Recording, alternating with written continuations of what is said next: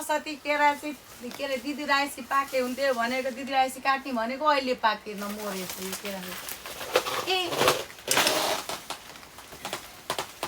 दिदी राइसी काट्ने भन्दै राख्दै आमाले जस्तै सुके दिदी आउने जरा काट्ने भन्दै समाउँदै राख्दै गरेको केरा पाकिसक्यो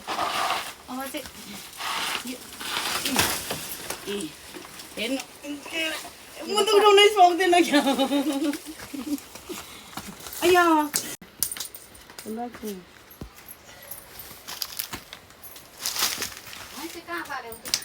अब पाके